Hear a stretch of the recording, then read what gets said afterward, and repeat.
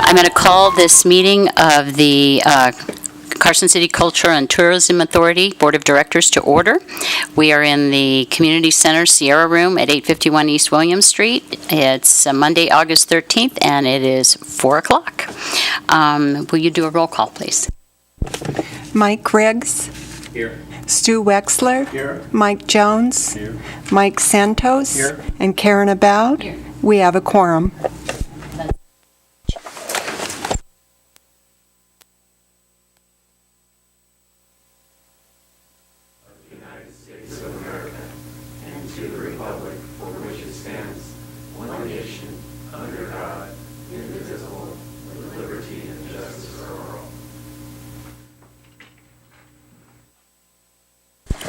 Moving on to item 4, public comment. Is there any public comment at this time? Mark?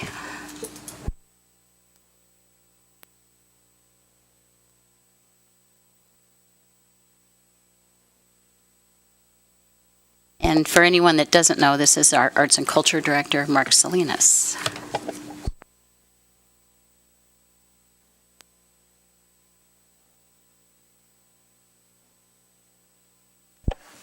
Good evening. My name is Mark Salinas. I'm the Arts and Culture Coordinator for Carson City.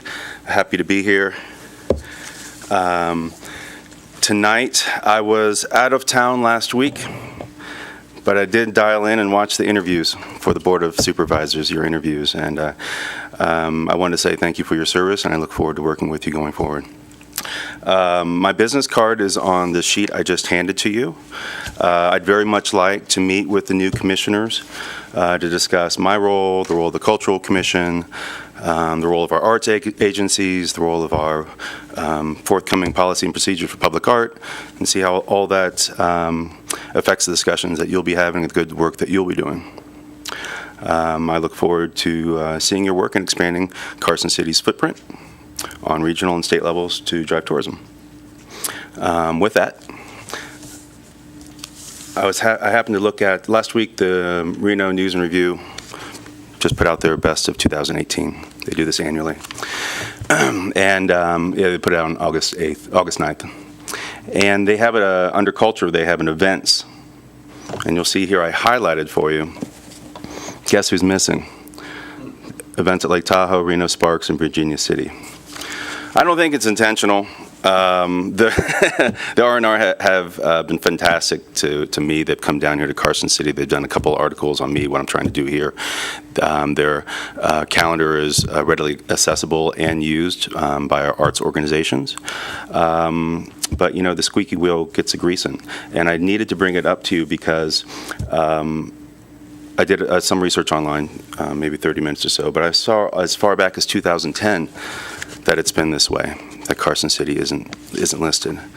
And this is a Northern Nevada magazine, as you can see there. Even Lake Tahoe is mentioned. And this is a real loss of tourism attendance and awareness to our annual events, whether it's Jazz and Beyond, International Film Festival, Levitt Amp, Farmers Market, Fandango's Oktoberfest, or Barbecue, Taser Downtown, 4th of July, Carson Fair, Night Out, Epic Rides, Stewart Indian Powwow, Ghost Walk, or the Parade, etc. We have a pretty healthy list of events here going on.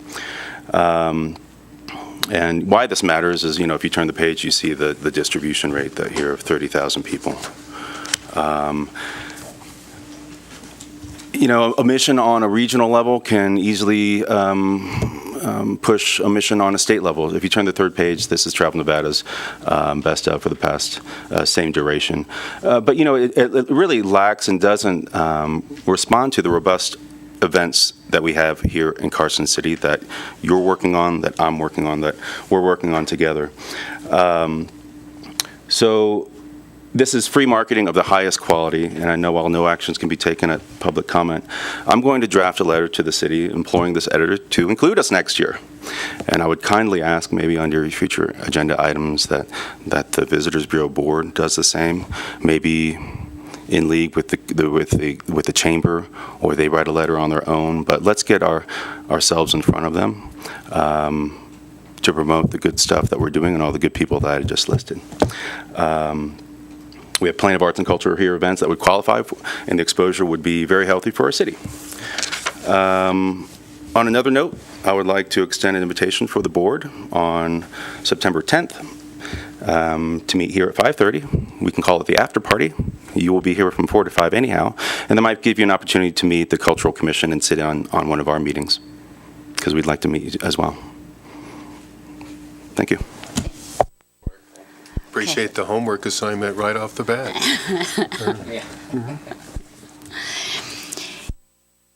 Thank you, Mark. Is there any other public comment? All right, seeing none, I'll move on to item number 5, the election of chairperson for the Carson City Culture and Tourism Board of Directors. Joel? So normally with the process, you would have, more than one returning board member, but it's open to a nomination of the 5 members. So we select first the chair, followed by the vice chair, and then we have chose to combine the secretary and treasurer into one position. If you note on the information that I forwarded over last week, per the NRS, there are some requirements that normally the secretary-treasurer would handle.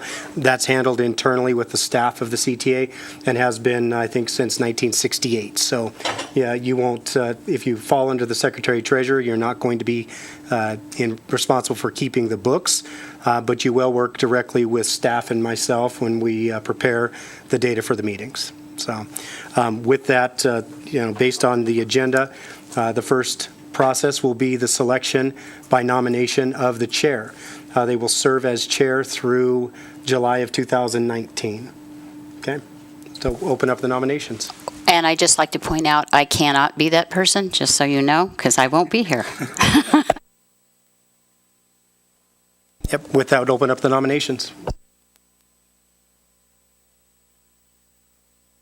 Well, I move to nominate Mike Jones as chair.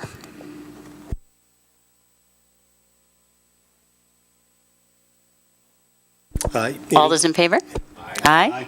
Opposed? All right, Mike, your chair. Thank you. Thank you, Mike. You don't even have to move. So then with that, Mike, we'll have you move forward with the same process for the next 2 positions, opening up for nomination, followed by public comment before you go to the final vote. Okay.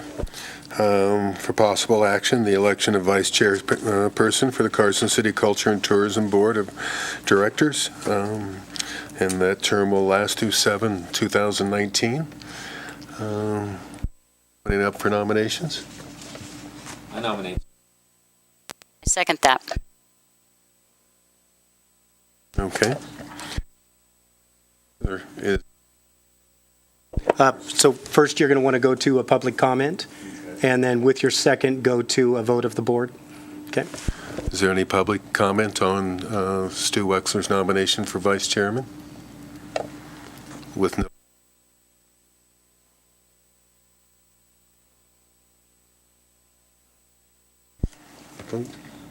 Aye. Aye. For. I'm all in favor. Aye. Aye. Okay.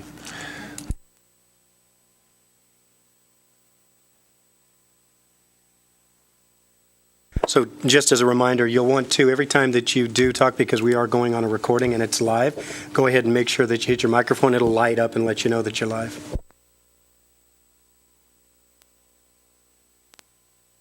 Next item up for possible action, the election of the treasurer secretary for the Carson City Culture and Tourism Board of Directors through the term of 7/2019. Any public comment?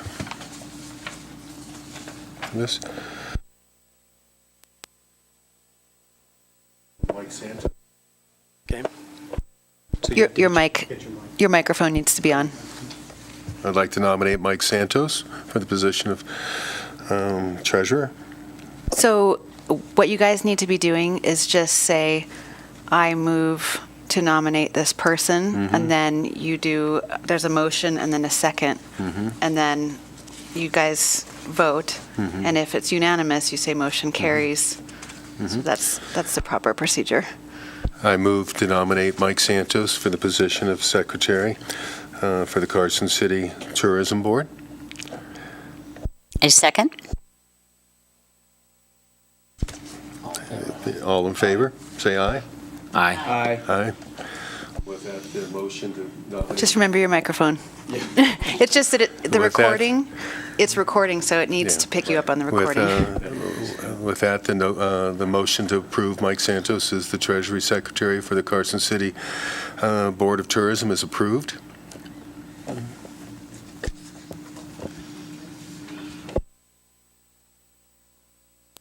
I noticed that on here, we don't have a nomination for the representative from this board to the Tourism Authority. So on the next board, correct, the next board meeting, we're going to address the two appointed positions. So then we'll nominate based on what we've selected tonight. There'll be a nomination from the 5 to represent the Tourism Authority on the Cultural Commission, and also a representative potentially on the V&T Commission. Those are our two positions that we appoint. Okay, now that'll come back at your next board meeting. Moving on to, for possible action, number 8, approval of minutes for the June 26, 2018 CTA budget augmentation meeting. Since I was the only one here, I will move to approve those minutes of the budget augmentation meeting as presented. I'll second that. All in favor, say aye. I think it's just one vote. Aye. One, yeah. One Yeah. vote. Yeah. So what we And need- actually, there's 2 sets of minutes here. do we have two tonight? Yeah, it's a May 14th and a May 23rd. You were the only one. It's a May 14th board meeting, and then the budget hearing minutes. So we'll do two separate motions. Okay. Well, I move to approve, first of all, the May 14th, 2018 board meeting minutes as presented. Are we- No, actually, Karen, the only ones we have today on our agenda, we took care of those at the last meeting. Okay. Tonight, the only one we have are the board meeting minutes from the 26th, which you're correct, though, you were the only one present. Okay, all right. Then I Okay. move to approve those of the 26th as presented. Great. Now, for action item number 9, for possible action, adoption of the agenda. At this time, it will be determined whether items on this agenda will be heard in a different order other than listed, or whether 2 or more agenda items will be combined for consideration. At this time, I don't think we'll deviate from the agenda, so I move to adopt the agenda. You don't have to do a motion on that one. I mean, Oh. you can if you want to, but technically, you don't No, need that. thank you for...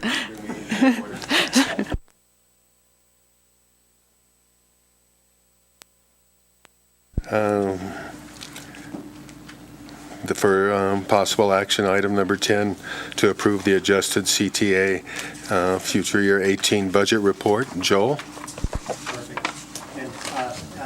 As a new board, I assure you that this will become easy, and, next month, you'll find that you won't need as much instruction coming from my left. But even through our last meeting, there was still times that the DA's office certainly makes sure that we're following the proper Robert's Rules of Order and Open Meeting Law. That's why they're here. So, all right. So I'm going to go over the format of the reporting and certainly any questions that you have, but this is mainly to familiarize you with how we report on our room revenues, all of our expenses monthly, a little bit of how that breaks down then, how the reports are followed over to Department of Taxation. 2 complete different forms. Luckily, you as a board will only see the Department of Taxation forms twice. Once when we do our augmentation, which typically comes right around May, June of the fiscal year, so not until 2019, May, June. And then when we have our budget hearing, which will be also, that's the first week in May. Outside of that, the Department of Taxation forms are a little confusing, but we've found a pretty decent way to not only report to you, but when the public's looking for information, everything's transparent and they can track it monthly. So I'll start by going over first on page 1. So on page 1, the top section, you find our beginning fund balances. So in the Culture and Tourism Authority, we have 3 funds. We manage the Visitors Bureau Fund, which we have, as you see, the budgeted carryover for 17. The actual carryover was $813,558. Our budgeted carryover for fiscal year 18 is 620. We will not have the final number of our carryover until we get our audit, and we'll have revenues continuing to come in, room revenues through probably the next 2 weeks. We'll also have some of the late expenses floating in, so we won't have this number until we report back to you with the final audit report, and that's typically at your October meeting. So we'll continue to report not only on fiscal year 18, but introducing fiscal year 19 at your next meeting also. Continuing down, we start getting into the breakout of the room revenue. So the room tax revenue, the first one, you can see they're color coordinated for you, and it makes it easy for us to track also. So everything listed in the yellow is revenue that's coming in for the Visitors Bureau Fund. That's what we operate on.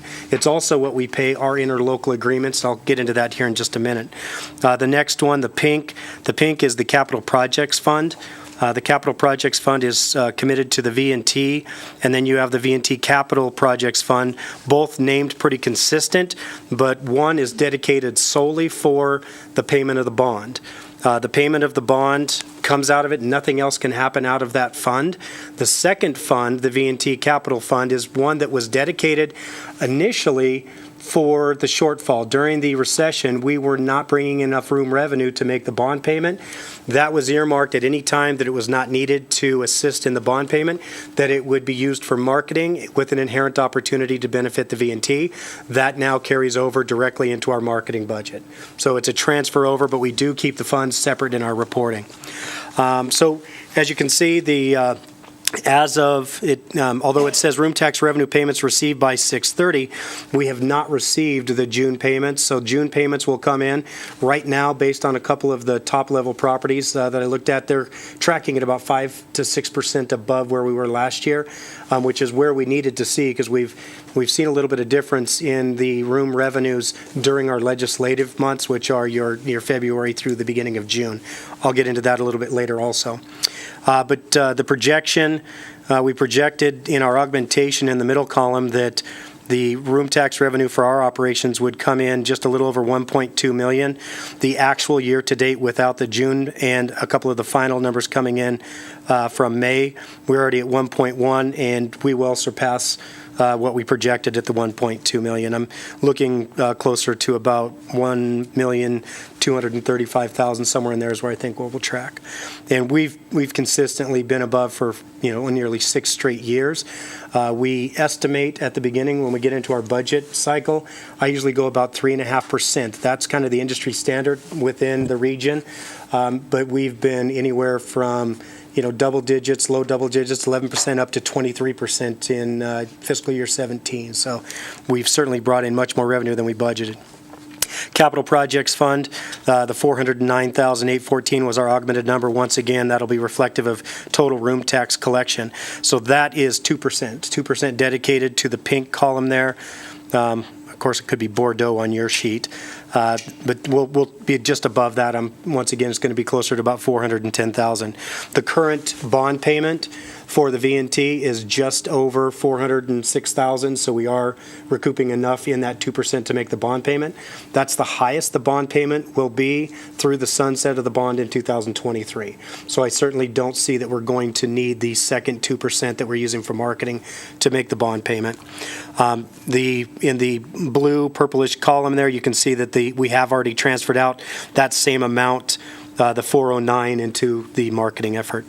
The one below is you're showing the transfer into the V&T marketing dedicated to the Visitors Culture and Tourism Authority of the 409,814.20. The arts and culture, we transfer 1% to the city for Mark Salinas' effort in the arts and culture in our community. Although it's budgeted now at $204,000, I think we're going to be closer to about $210,000 with our room revenue coming in. Grants, we had $48,000 in grants. We originally budgeted for 40. We received a little bit more in grants than we anticipated during the last fiscal year. Our interest income is the only thing that we just didn't bring in as much as we expected. The interest income is the investment of those funds on the part of the city. The Treasurer's Office does that for us, and it's just coming in a little lower than what we anticipated. And reflectively, then, the same thing for the interest income for the Capital Projects Fund and the V&T. Breaking those out then, in the next column, revenue totals, everything in the yellow for us, our operations, are just shy of $1.9 million.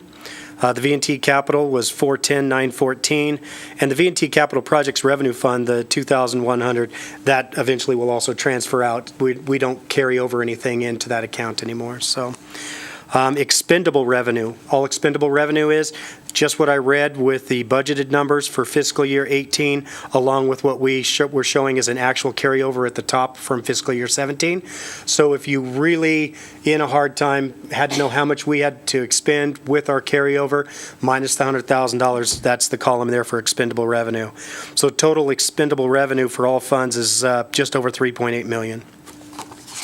So continuing on, and by all means, feel free to stop and question. I know most of you have either taken the time to come in and familiarize yourself with this, or you've been to our meetings in the past. So the next section, which is on page 3 of 5 in your packet, these are our intergovernmental expenditures. So coming out of our $1.8 million, we pay Carson City in the interlocal agreement 1%. So that's going to be roughly $210,000 this year. And that's this year ending fiscal year June. So although we're not finished in the year, I'm anticipating once again about $210,000. For that interlocal agreement, I'll bring that back at the next meeting and we can kind of go through the details of the interlocal agreement. Most of you, once again, have taken the time to familiarize yourself with what the city provides us and then what that money is used for on the city's behalf. So it's been definitely a great working relationship. The city does quite a bit for us. Most importantly, it also covers all of the direct costs associated with special events. Next, you've got the 1% for the interlocal agreement, which is also listing for arts and culture. So that's the transfer out. Once again, we're anticipating that to be, about $210,000 this year. The transfer so far has only been $61,260 because Mark transitioned to the city about halfway through this fiscal year, little shy of that. The CCPR, Carson City Parks and Rec Field Maintenance, 3/16%. So going back, this has been paid from room tax all the way dating into, I think, the late 70s when we formed the Carson City Youth Sports Association, and it's not based on heads and beds. This is our commitment to youth sports in our community. So this is a quality of life revenue that we process out. I can tell you, having been the vice president and secretary and treasurer of that Youth Sports Association through the years, it's the single largest revenue source for youth sports in Carson City. They have an assessed fee on top of every one of their registered participants, and it doesn't amount to that amount. So we're looking at roughly $40,000 we're giving to youth sports this year from room tax. That reflects 3/16%. Nevada Commission on Tourism, all DMOs. We're a destination marketing organization. There are a few rural communities that function as a DMO through their Chamber of Commerce. Most have a DMO office just like the Tourism Authority. We, by NRS statutes, have to allocate 3/8 of a percent of our revenue back to Travel Nevada. The $48,000 I mentioned in revenue and grants, that comes back to us in grants. Those grants are only dedicated to rural communities, of which we're the largest. So Washoe County and Las Vegas, Clark County, do not qualify for those rural grants. And we've been very lucky the last 6 years of getting right around that $30,000 to $40,000, upwards sometimes of $50,000 back. But that's how Nevada Commission on Tourism budgets all of their support of rural communities in the state. The Capital Projects Fund, that's the 2% that transfers for the bond payment. Although I mentioned that our current bond payment would be just over $400,000, our last bond payment was $346,755. So reflective, you can see the transfer out for the bond payment. And then the V&T capital, that $95,000. The board over the last year has allocated some funds, some startup funds to help with projects related to the Polar Express, and also to make sure that when the new formed board through SB 57 for the V&T, that they could start in the black for this year. And we supported that effort, and we've transferred $95,000 through fiscal year 18 to the V&T. That did come out of the projects fund, so that would be money that typically we would have used for marketing. Once again, it has to have an inherent benefit for the V&T, and this certainly did. Continuing down, we get into the salaries and benefits. So under salaries and benefits, the first column of salaries, 0101, that reflects full-time staff. So we do have part-time staff, as you can see on 0102. In fiscal year 16, there was $15,660 budgeted for part-time staff, of which we've only spent $8,693.40 in the actual column. The budgeted amount originally was $408,496 for full-time staff. We augmented that down to $398,889. The actual to date is $281,081.51. Now, in these columns is where you can see some of the savings of having a vacant director's position. Last year, in fact, in October of last year, the board decided to leave the position open and have Chris step in as an interim director, taking on responsibilities of supervising staff, hiring, firing.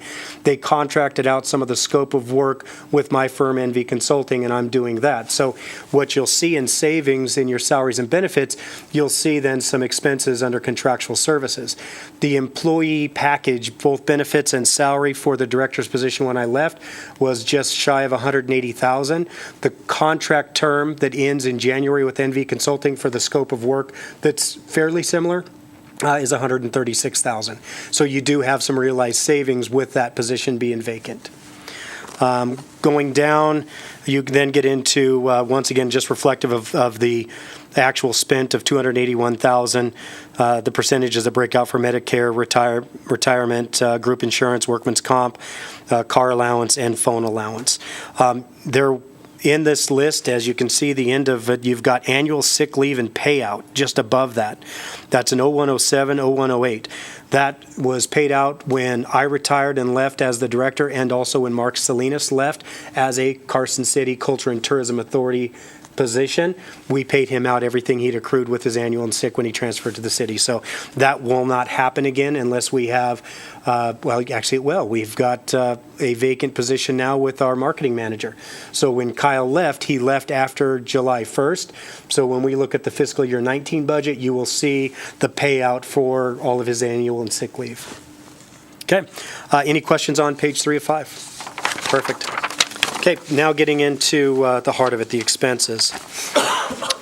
We start out and we've got, these are consistent with how the city breaks out all of their expenses. So in the first section, you've got professional services. Professional services are broken out for us in training, conferences, and workshops. That's 0330, contract employees, and contractual agreements and services. So with those contract employees would be everyone that we have that's not staff that are doing marketing projects for us. Contractual agreements would be the contractual agreement you have with NV Consulting, but also like the contract agreement for equipment, for our rent, for so there's other expenses, anything that's we're in a contractual agreement for. That bottom lines out. So within that, reflectively, we said that on our augmentation, we would have $377,000, just under $378,000 in expenses. To date, we've spent $370,000, $372.48, which reflects 98.1% of what we budgeted. I'm not anticipating that you're going to see maybe one invoice coming in this for the next meeting, so we'll still stay under 100% for this line item. Next to the property services, you've got your rent, your equipment repair and maintenance, and office equipment rental and lease. Once again, we're just over what we budgeted at 100.7%. We budgeted $120,600. We came in at $121,486.42. Next, other services. This is our insurance, special events, printing and advertising, trade shows, golf projects, dues memberships, publications, the bus passes. When we used to have the retail component at the Tourism Authority, we would sell bus passes, so that will come off in your fiscal year 19. But we did leave it on just in case we had any expenses during the fiscal year 18. And then travel and lodging wraps up other services. Bottom line, we had augmented to $291,100. Year to date, we've had $220,871.82. This is where you may see a few of those late invoices coming in. No differently than us, businesses right now are cleaning up their end of the year, the end of their fiscal year finances. So we're anticipating we may get a couple of invoices that sneak in under these columns. But right now, reflectively, that's only we've spent 75.9% of what we budgeted. Next, under operating supplies, you've got your office supplies, standard operating supplies. That's everything that doesn't fall within the scope of, special events, printing and advertising, and then small furnishings and work of art. The work of art, once again, this was the contribution, the first year payment for the Mind of Da Vinci piece that's out front here. And because at the time of the expenditure, Mark was still a Carson City Culture and Tourism Authority employee, it is reflective in our fiscal year 18 budget. This will then transfer over to the city for fiscal year 19. Bottom line there, you can see that we had budgeted $101,000. We came in at $127,000 with that $30,000, or else we would have definitely been under the 100%. Continuing down, utilities, telephone, power, utility, gas. We budgeted $12,200, currently at $10,541.13. I believe there's one outstanding invoice on this, but we once again will be closer to about 90%, but well under 100% of what we budgeted. Hey, Joel? Yeah. I have a question on that office equipment rental. Is that the printer that we have? Under office equipment rental lease, $54,000? Yeah, correct. Is most of that the big printer that you have in the office there? Yeah, it's the big printer and the Duplo. And the Duplo machine is the standalone machine that does the numbering on the tickets, does the cutting, and also I think perforates and folds. And yeah, it's kind of a standalone machine. It's a very expensive standalone machine, but it's certainly one of our most important machines that we purchase with the new equipment. Okay, and I know we're flying through this pretty quickly tonight, but when we get into our next meeting with Chris, we'll go into detail. You'll see in the next agenda item, I'll break out where we give all of the detail for every expense that we have, including all of our P-card statements, and you get that monthly. All of this is posted on the Visit Carson City website. Everything that you receive, even late material during any of the meetings, are also posted on our website for the community and available at the back of the room. Going down your last page, 5 of 5, this is the worksheet that we utilize for the Department of Taxation. It takes into account everything that was on the previous 4 pages. On the bottom, you can see the adjusted revenue total of $2 million, expense total of $2,081,556, fund balance for all CTA funds at $1,517,374.04. So, once again, I don't anticipate any real changes coming into the next meeting, but we'll go through all of those. I'll detail out everything that came in over the course of the next 30 days. So once again, fully transparent down to the penny. And if you ever have any questions or anyone in the public has questions, they certainly can go through you or come directly to Chris or I or go to the website. So, any questions on that?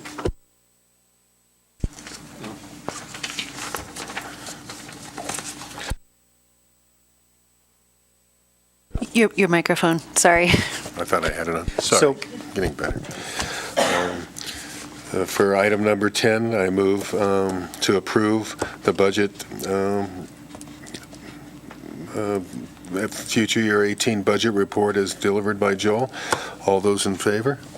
Hang on, sorry. You have to say, do I have a motion? And somebody says, I move to approve the adjusted CTA FY budget, and then someone seconds, and so on.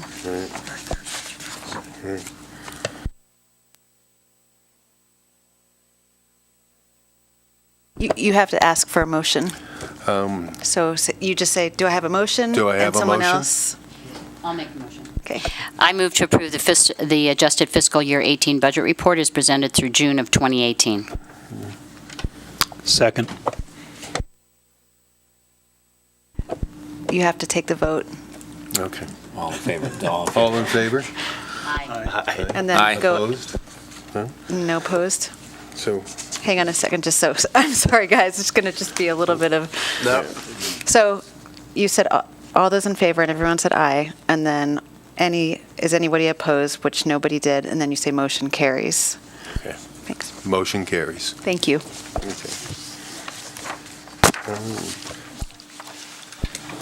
Now move to for action item 11 to approve the Carson Tourism Authority Statement of Accounts Payable Checks and P-Card Report for May. And I don't see Chris here. Are No. you taking on that? I am. I'm going to go ahead and take this one on for Chris. Chris has dealing with a little toothache tonight, so I'm going to go ahead and take this on. And during any of the meetings at any time, Chris and I will definitely be working together on these. Every one of the statements are prepared by both of us, so we're familiar. So I'll start out first going over page 2 of 8 in your packet. And you can see that it's listed out with the check number first, the date the check was written, the vendor number. Everyone that we do business with does have to be a vendor with the city and the city system because the city does our accounts payable for us. The vendor name will be listed, and then a memo. So a little bit of information in regard to the expense listed under memo. It's very limited on the amount that we can give you, but we certainly try to make sure that someone that is not familiar with our operation can read it and quickly understand what the expense was for, and then the check amount. As you can see, we do have 2 months, a little over 2.5 months listed on here, and there's a lot of expenses that were coming in at the end from some of our vendors as they were wrapping up the end of their fiscal year. We usually just call out those that are anywhere from $2,000 or above, and I'll go down the list and kind of go over them. And once again, if you have any questions on any of the expenses you see, we'll go over those. Going down, the first one you see, the P-card charges. So these are from April 5th through May 4th of 2018. These were already approved and shown to the board. Once the board approves them, the next month we come back with the approval because it shows up on our expenses. I'm going to go over P-card statements here at the end of this report, and then you'll see that dollar amount show up at your next board meeting. So that $14,093.01 was already approved by the previous board. It's just showing up now as a final expense. Continuing down, you've got $2,449. This is our sponsorship for the Capital City Gun Club, and this was for the youth shoots that they did. And I think if you have any questions in regard to that a little bit later, I'm sure James can answer that. He works directly with them with the special events. We started a little over 3 years ago, kind of that teaching somebody to fish, and we developed a website, a social media platform, and this group now runs several shoots a year that bring in 300-400 shooters at a time, and it's fantastic. It's been an economic engine for us with our effort. Continuing down, you've got the August rent. Now you notice that's 2017 August rent, and that's correct. That was not invoiced to us, nor was it paid, and the owner of the building finally invoiced us for 2017, and it's showing up now, and it reports back to. It will show up though in our fiscal year 18 budget, although it says 2017. Then you see our current May rent for 2018. You can see then what our increase was between 2017 and 2018 for our rent. Continuing down, the next one above that 2,000 is our Duplo and our cutter. So this is the printer. This is our cost for our lease. This goes back just for May. So this is May 1st through the 31st. And the rental on those two pieces of equipment is $3,475.43. So you'll see this every month. In addition to that, occasionally when we have some very big print jobs, when we have some of our bigger events coming into town that we're providing, you'll see that jump up with a cost per click occasionally. The next one, you've got $8,020 for photography and content writing. So that's Nevada Momentum. Nevada Momentum handles the majority of all of our contract marketing. So that's our graphic arts. Occasionally, you'll see an independent invoice come in for graphic arts from Tara, which you will see on this report. It's all of the writing, videography, our drone pilot. Everyone falls through Nevada Momentum. So these are sometimes pretty large. Now, being that it's the end of the fiscal year, some very sizable ones, and I'll go over in detail a little bit of something that some of the works that were included in these. So your first one for $8,000. That invoice included several grant projects that needed to be finished by the end of the fiscal year, June 30th. There was a freeway art series, a series of photos for the freeway art. There was several invoices for the visitor's guide. We had a grant for our visitor's guide, as we do nearly every year. In addition to that, there was media distribution and promo for True Grit.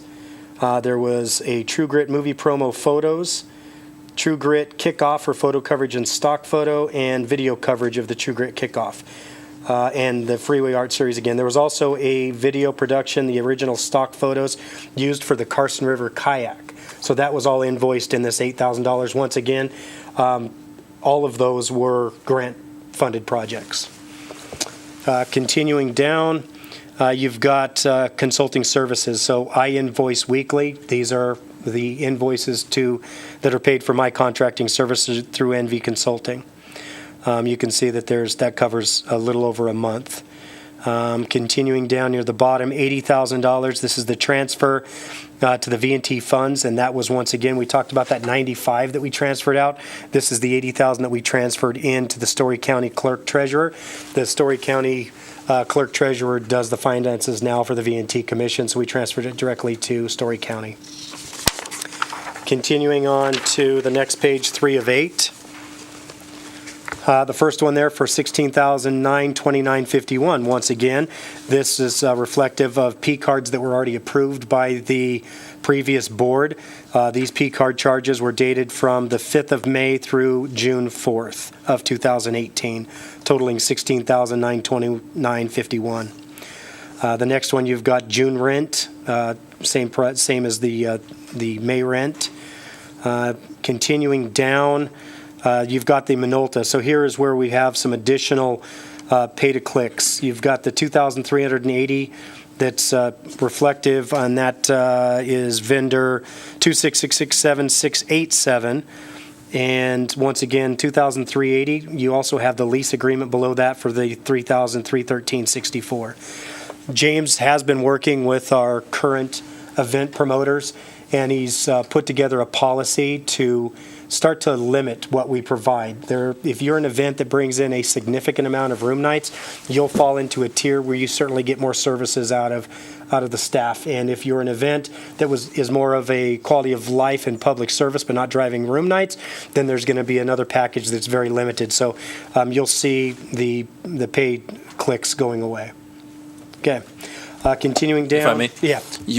They will still get high quality work. It's just not going to be a financial burden in a lot of aspects. Well said, James.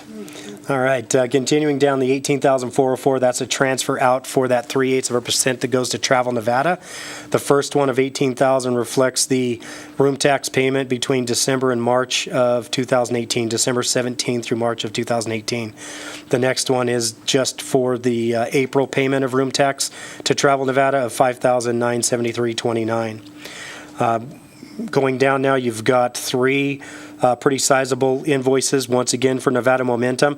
These are reflective all of grant projects.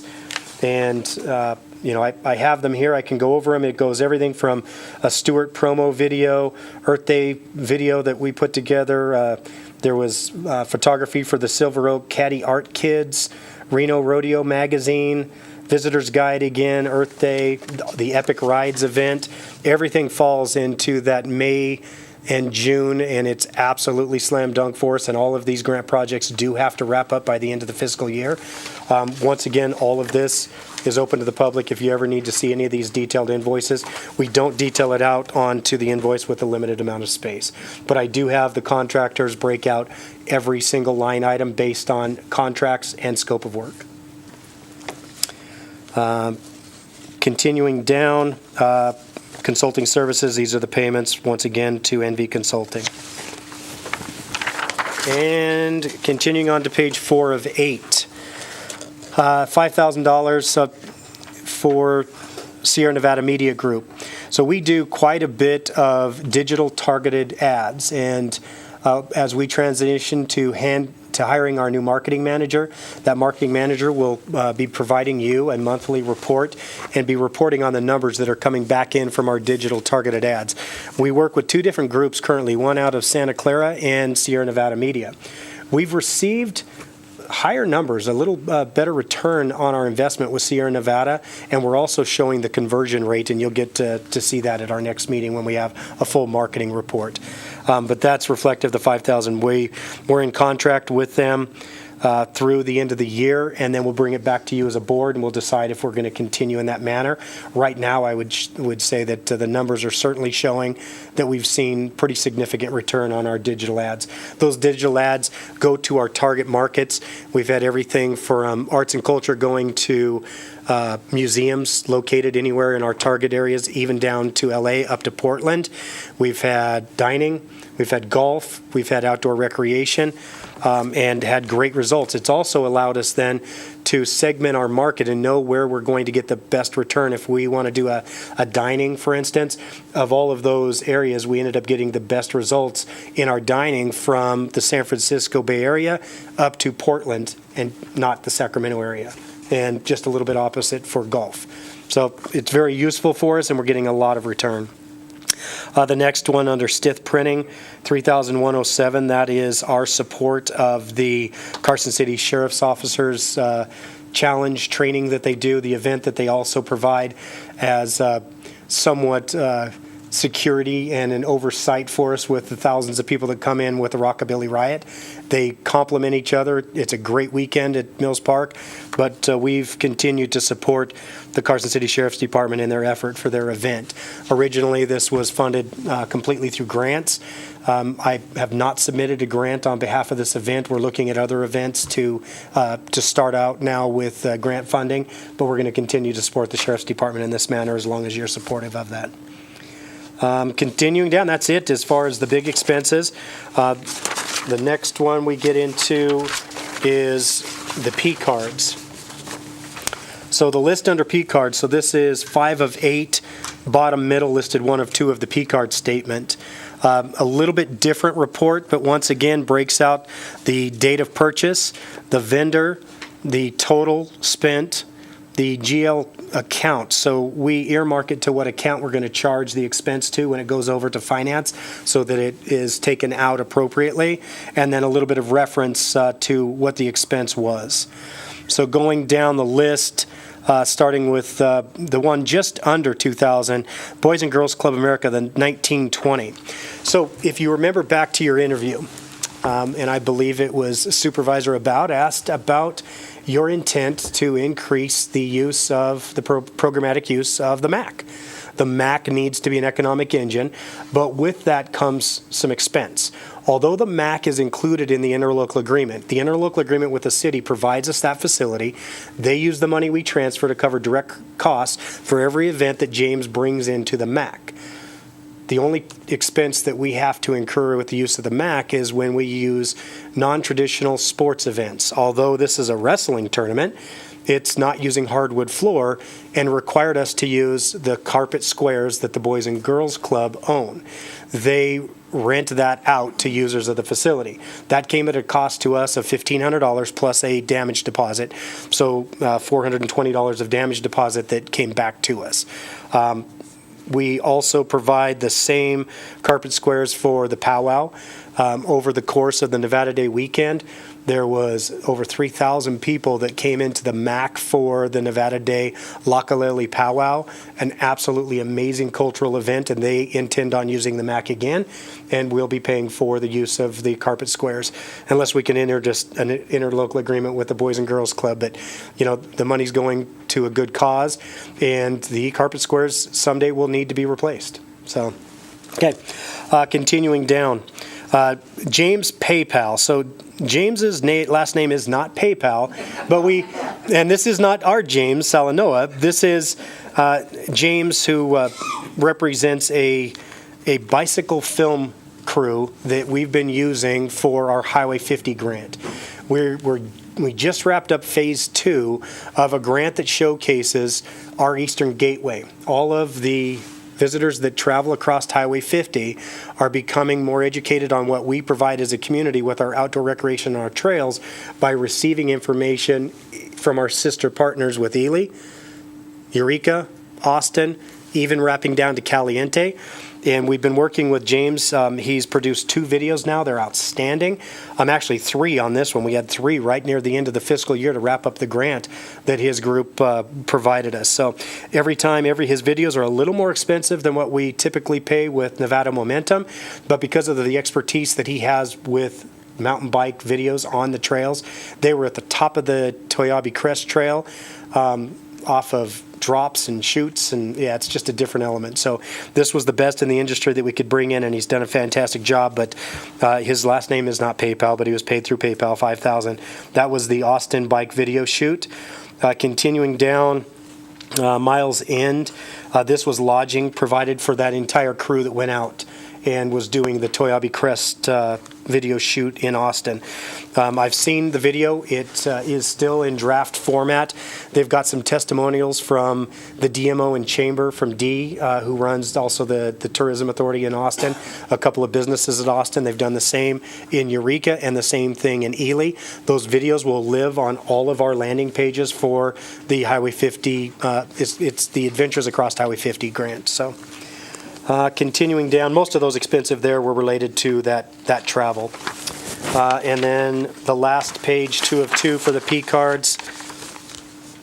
The one of note there that I highlighted was just so that you can see that our mobile app, we do have a monthly cost for our mobile app. We've continued to track whether we're seeing the justification of continuing to pay the monthly cost of $991.67. And because we've added the audio component to the Kit Carson Trail that used to be named the Blue Line Trail, we're going to continue to support that format of the app. We're also looking at introducing beacon technology. The beacon technology will allow the Bluetooth phone to get that same audio experience and video experience while coming into our community and also on the Kit Carson Trail. But just wanted to make sure that when you see that, you know what Intuit is for. It's the mobile app. So total P cards are $15,635.50. And once again, once you go through a motion and approve that, you'll see that coming back next month as the first line item on your adjusted budget. Okay, and that's it for me. Any questions by the board? With no questions, I make a motion, or I'd like a motion to approve. No. I move to approve the Carson Tourism Authority account activity statement of accounts payable checks and P-card charges for May and June of 2018 as presented. I'll second that motion. All those in favor? Aye. Aye. I move to approve the. Just remember your microphones, gentlemen.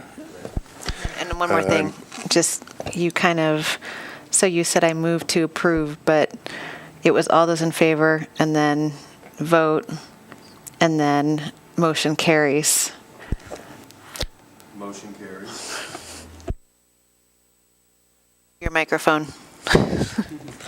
I move to approve the adjusted future 18 budget report as presented through June 2018. Motion carries. Didn't get it right again there.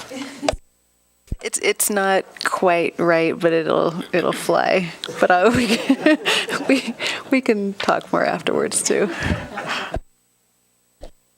Thanks for your patience.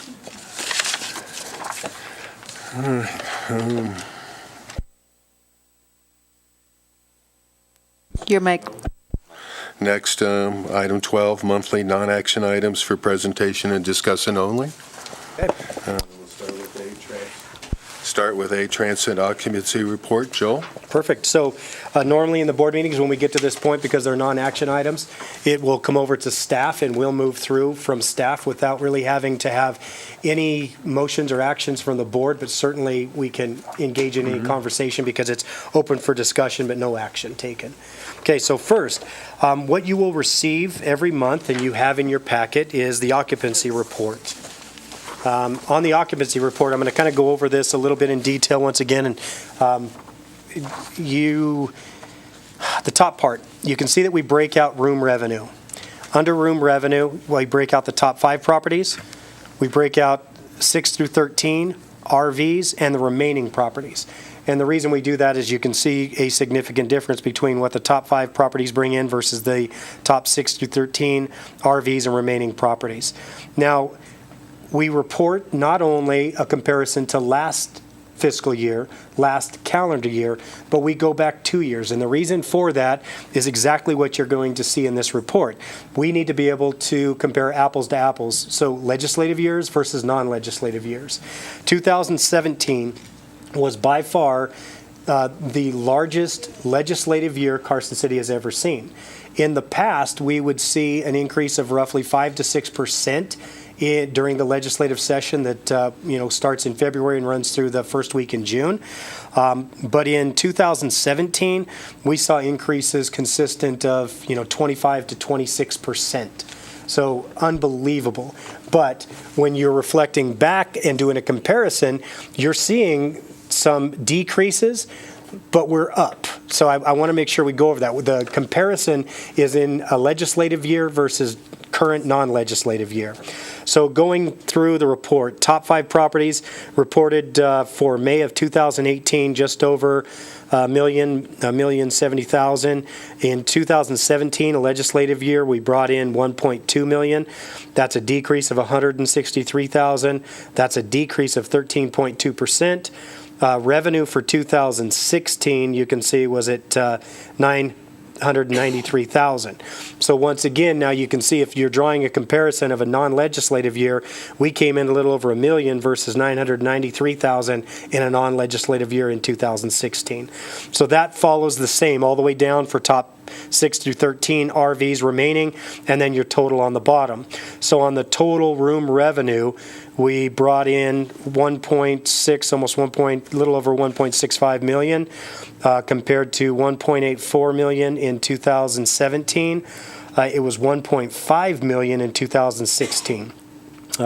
So although we've seen a decrease compared to a legislative year last year, significantly up from our comparison of a non-legislative year.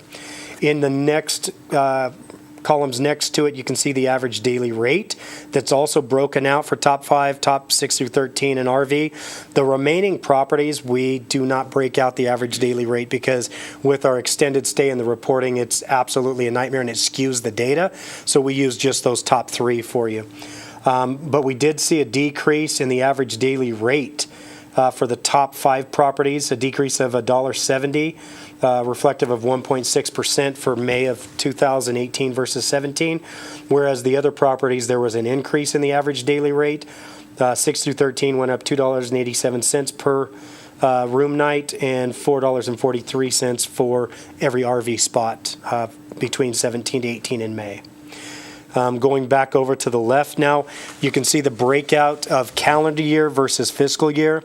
So in the calendar year, which started January 1 of 2018, so once again, you've got 5 months, 6 months of reporting now, almost 6 months of reporting, where it's all compared to a legislative year and last year, which would show us at 11.4% down.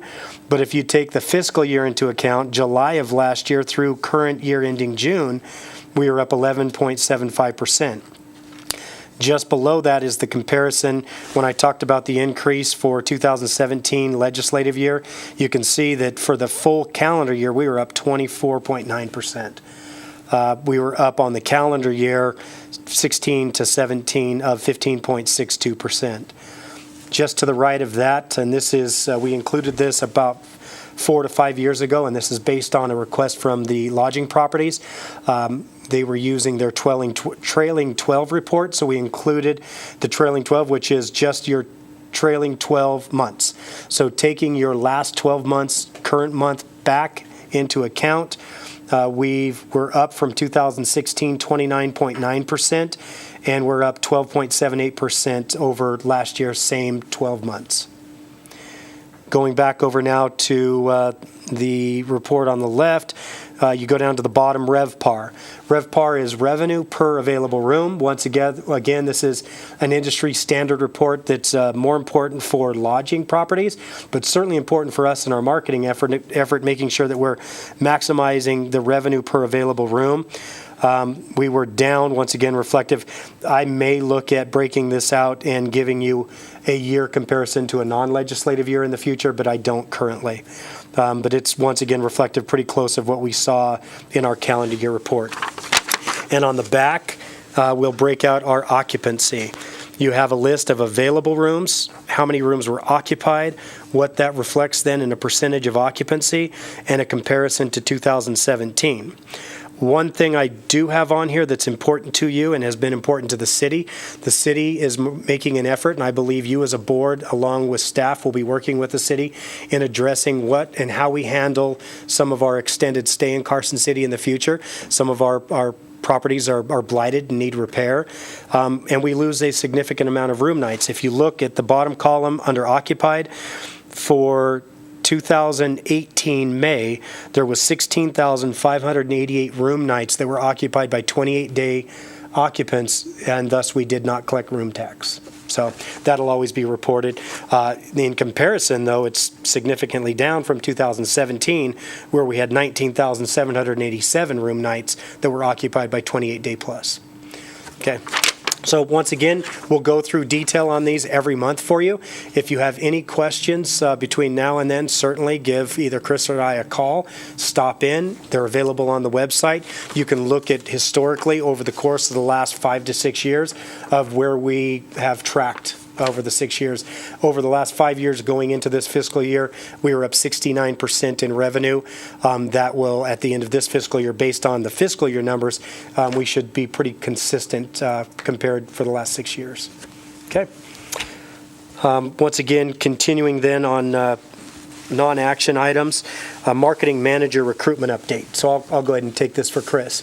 The recruitment closed on the 2nd of August. We had 37 applicants. It was put out to every marketing organization throughout our region. It was put out through Travel Nevada. It was put out through the Reno-Tahoe territory, in addition to the recruiting efforts that the city HR department does with all of their recruitment. So we were able to certainly get in front of hopefully anyone that was interested in this position. Of the 37 applicants, we had 15 that either met or exceeded the qualifications. Of those 15, we narrowed it down to 5. 5 certainly stood out above the rest of those applicants. We will be doing a paneled interview this Friday of 5, the top 5 candidates. I have to tell you, I'm very impressed. I'm impressed with the level and the quality and the expertise, the institutional knowledge. We have applicants that have a history with tourism authorities, so they have some experience not only working in marketing a destination, but working with Travel Nevada. We have some that have done some spectacular marketing with private business. So this is a really good field for us, and I'm very confident that we're going to be able to move forward and turn yet another fantastic page. Kyle has done an amazing job for the Tourism Authority over the course of the 5 years when he was here, developing everything we have with our social media platform, our marketing program, our website, and we're going to have somebody who can jump right in running. So I'm pretty confident in that. So, Joel, I have a question. Yes. Is there a time frame for when you're looking to actually hire somebody? Yeah, so I would anticipate that we're going to try to, even though the interviews are on Friday, I would like to be able to present an offer of employment to one of those applicants by the end of the day Friday, if at the latest by Monday, providing them the opportunity to hopefully accept that offer of employment and then to notify their current employer. I would imagine, based on who we hire, that that could be anywhere from 30 days up to maybe 60 at the most. But I would say pretty standard, 2 weeks to 30 days is the notice that they'll receive. Okay. Continuing then down to the events update. So James will go over briefly for you what we're going to be doing monthly. We're a little past 5 o'clock. We'll move through it pretty quick. Thank you, James Salanoa, Events Manager. We'll try to keep this brief. There's a few things that I added into this slide that won't be typical every month, but we'll go through this shortly. So when I got this position back in February, there were a couple of objectives. One was to maintain the relationship that we have with the event organizers here. Because I've worked with many of them in the previous years, it was easier to continue in that aspect. It was also important for us to see what we can do to strengthen and improve some of these events, to add more participants for some of our sports events, or to see what we can do to gain some more exposure for them to get more participants or paid tickets and that kind of thing. The other thing was to see what we can do to attract and diversify new opportunities for events in Carson City. If you don't know, we endorse several sports events every year. We have over 25 events that are sports events related that we endorse. There are also cultural events that we endorse. Joe mentioned the Lakalali Powwow as one of those. And so we wanted to see what we can do to grow in those aspects. Karen Abowd wanted us to focus and emphasize the MAC facility to see what we can do to get more events there. So if you look at here on our slide that we have up there, we have everything from tournaments. We do a lot of sports tournaments. We are looking into potential opportunities for robotics tournaments, gaming conventions, Quilt Fest, which falls under our arts and culture. Things like car shows, film festivals, powwows, quilt shows. All of those things fall in line with where we're trying to diversify as a visitors bureau or Culture and Tourism Authority, I apologize, to make sure that we are continuing to evolve as an organization. Part of the strategy to do that is we want to see what we can do to grow something locally. If you're familiar with some of the events that we have in town, some of the really successful ones have been here for over 20 years, and it's just continuing to evolve. Taste of Downtown is one of the events that I can talk about that. And what we would like to see is to see what we can do to help local event organizers get bigger, or help them promote to create a new event that we can grow and develop.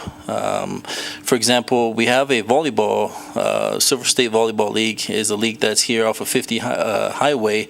I've toured their facility, watched some of their practice, and it's phenomenal the work that they do, really high quality work. And I've been working with them to see what we can do to bring a tournament here that they can host. It's a long process, but we're heading in the right direction for that. It's events like that. One of the other things is, obviously, if we can't pull something locally, then we need to pull regionally and nationally. And we have made some strides in that aspect. There's a man by the name of Scott Hampton. I've worked with him, recently started working with him for the past couple months to see what we could do to bring an event to Carson City. He does a lot of these Legends of the West celebrity tournaments. So he'll do like a golf tournament, he'll do a basketball event, and we have been in discussion with him and also the Carson High School to see what we can do to utilize the football field for a retired NFL football camp. And we have scheduled the end of July to make this happen. So we have a year to prepare to not only market this opportunity outside of the region, but also see what we can do to grow this event within a couple of years. A new event that we were able to secure for this coming December is a basketball tournament. It's a Native American basketball tournament, one that they've been doing in Carson City for the past, I want to say, 10 years, but they haven't been able to grow because they've been limited to the small facility at the Stewart Indian School. And so this is one of those local affiliates that we're going to try and champion to give them an opportunity to grow and help guide them through that process. In terms of upcoming events, there's a few events that's happening between this meeting and our next meeting. We have the National Interscholastic Activity Association. They have a baseball tournament that's coming in August. That's taking place at Centennial Park. All War Sports has an event that's taking place at the end of the month, 25th and 26th. That's taking place at Centennial and Pete Livermore Stadium. All War Sports is also doing a King of the Dirt event, September 1 through the 3rd, and that's at 3 locations, Centennial, Livermore, Governor's Field.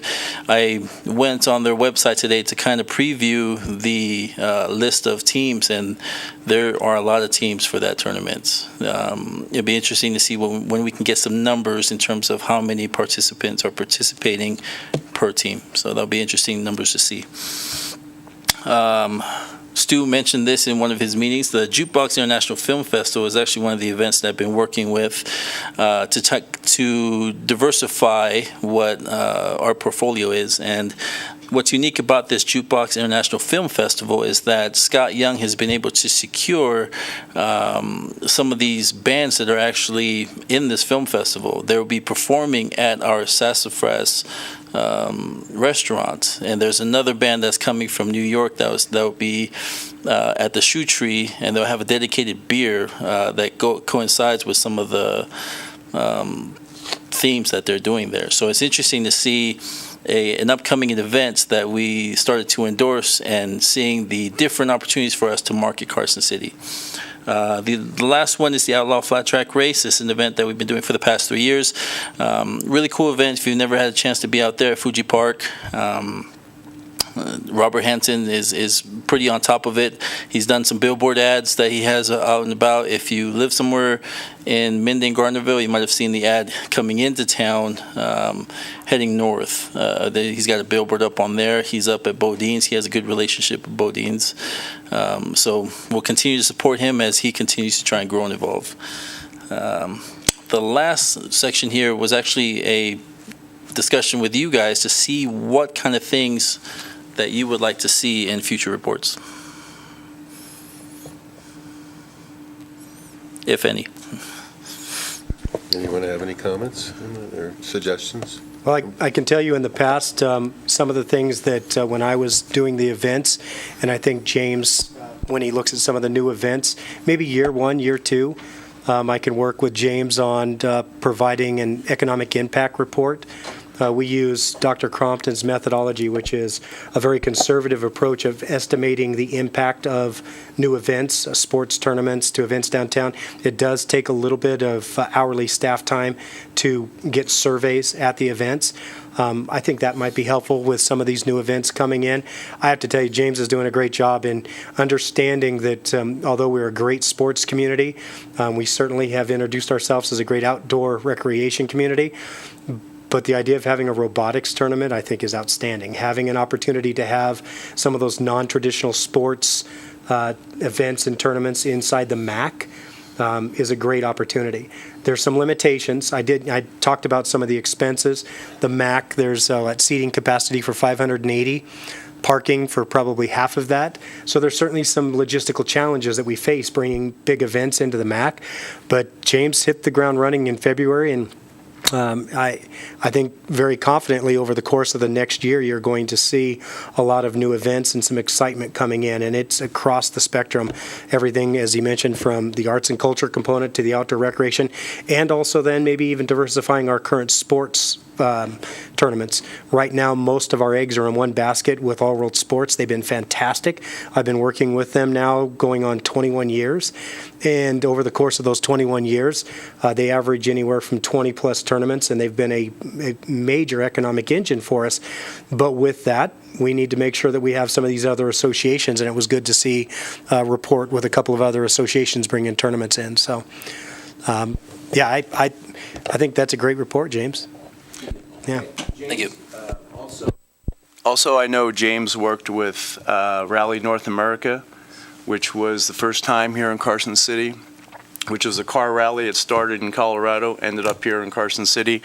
The mayor actually did the ribbon cutting, and to get more attractions in that area, I think it really helped Carson City. I think it was a big hit, and everyone I talked to had a great time, and they loved it. Plus, they had great cars, too. I agree, and it's not one of those things where we're going to ignore people that want to come to Carson City to do an event. The emphasis should be on events that we know will continue to be here year after year, as we will continue to work with other one-off type events like Rally North America, who had a great event when they came by. I do have a question, too, and speaking on that, on Epic Rides, so we were in year 3 of the contract, of a 5-year contract. Do we know what's happening? Have they talked about after that 5-year contract, what's going to happen? Yeah, so in my current scope of work for the CTA, I'm still working with the special events and Epic Rides. Epic Rides has every intent of coming back and negotiating another contract with us and the community. The city side of it, the city will have to address through the Board of Supervisors the funding mechanism that they utilize. They utilize funds from the Redevelopment Authority. They earmarked close to about $30,000 for the year 1. Year 2 and 3 was significantly less than that because they were able to, it's a fine-tuned machine now. They're doing a fantastic job on the setup and the teardown pretty quick. But Carson City has been an absolute amazing event for Epic Rides, and they fully intend on coming back. And I certainly would recommend to you as a board when they come that you listen to them and continue that effort to work with Epic Rides. Okay. And I want to add to that, if I may, that Muscle Powered has actually been building the infrastructure to ensure that this Epic Rides campaign continues to evolve and grow. So. No, I just want to go back to what you told, the economic impact report, and I think that would be helpful. I would, especially for new groups coming in, sort of a pro forma that we could see what the expectation is of that group and what we can expect from it. Microphone, sir. Oh, your mic went off.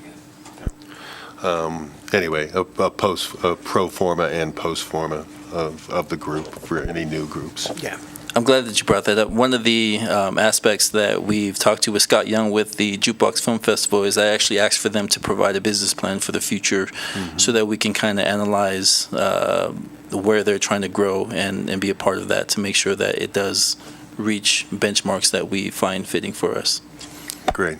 So that economic impact report, the current survey that we use will break out, first of all, where they traveled from.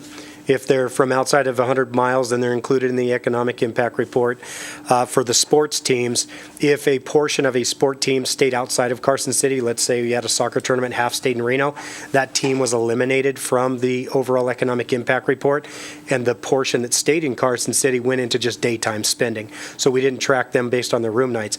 It's once again a methodology that's very conservative when you're reporting it, but I was comfortable that it was the best way when at the beginning I was coming as a city employee to you as a board asking for money to cover the costs, and I wanted to make sure that I was not inflating numbers. I stayed with that same methodology as an employee of you, of the board, and James will do the same, and so I'll work with him on that same survey, but it breaks down to how many per traveling party, dollars spent in every one of the categories, and it will reflect everything I think that you as a businessman have seen in the past. Okay. Great. Moving on, so future agenda items. During public comment, we weren't able to address, but Mark Salinas did mention having as a future agenda item coming back and talking about the Reno News and Review. So I think I applaud his effort in, working with the chamber, you guys as a board, and trying to get included. I can tell you that 5 years ago, I did sit down with the News and Review and Tahoe Daily News and Tahoe News and all of those publications that you can get as you walk around and in businesses. And most, including this one, some of the reasons you don't see us mentioned as often is we simply don't have ad sales in Carson City. And if businesses were buying ads in these publications, they would be more inclined to include us.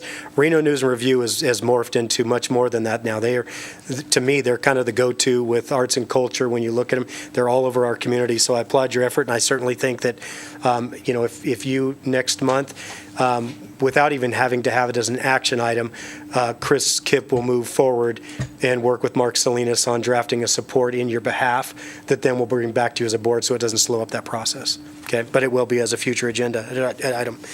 So with that, we've covered the reports that'll come back to you as standard agenda items. Anything else you as a board now? This is your opportunity to tell Chris, myself, James, what you would like included for the next agenda. Are there any announcements or requests for information by the board for the next board meeting? Nope, I'm fine. So no future agenda items from the board. Will go as business usual.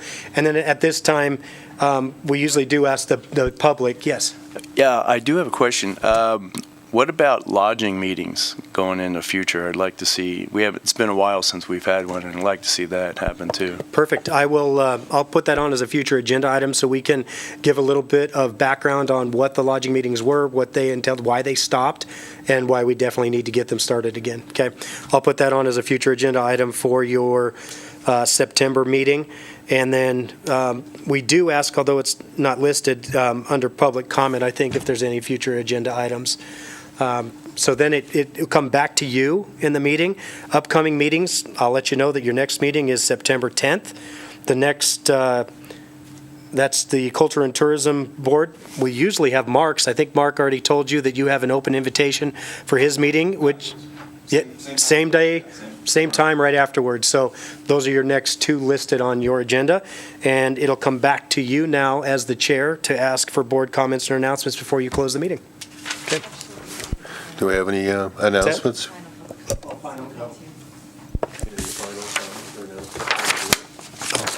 have it on the back. Do you have any public comment? Oh, microphone You're doing once great, again. but your microphone's off.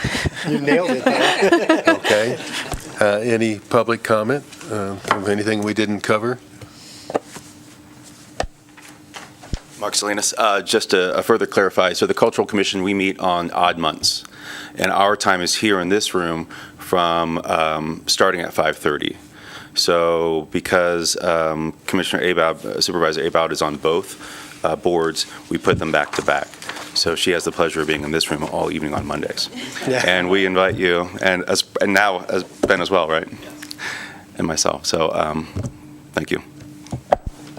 Hey, Mark. Thank you. The meeting is on odd months, and it's the second Monday of those months? Correct. 5:30, okay. Mm-hmm. All right, thank you. So while staying on public comment, I want to take an opportunity to introduce Ben Johnson. So Ben is our new representative from the DA's office as part of that interlocal agreement. It provides us legal counsel for not only anything pertaining to our day-to-day, but also for our board meetings. Ben comes to us by way of private practice, then through the AG's office, and now with the Carson City DA's office. Carson City resident. So all of these great events that James is bringing in, Ben's going to get to partake. Right? And welcome, Iris Ben. will be missed. I think, Iris, you've been incredibly instrumental for me in a pretty difficult transition over the last year and a half, but you've done a fantastic job. And I tell you this, what you saw tonight, having to be walked through the meetings and the learning process, Iris has done it from day one with a board that had been in place. I was going to say, she's a very big help tonight. Yeah, so, yeah, Iris will definitely be missed, but Ben will step in and help you out through the entire process. Iris, thank you for your patience today. Ben, as you can see, you've got a lot of work to do with me, so I look forward to it. I have a question, Joel. When I got here, there was another packet here of stapled items for the Nevada Commission on Tourism. Was that for our informational purposes, or? You bet. You know what? We're going to go ahead and introduce that as it's information only, but it will be matter of record. It's posted on the website, and because I did hand it out to you, it's a listing of our current grants. I wanted you as a new board to familiarize yourself with the current grants that I have in place with Travel Nevada. The 4 grants that you have are all marketing grants. In detail, you will see the scope of work, the budget, everything, and also then what was allotted as a grant funding. You have any questions on it, go ahead and reach out to me after the meeting. Okay. Thank you.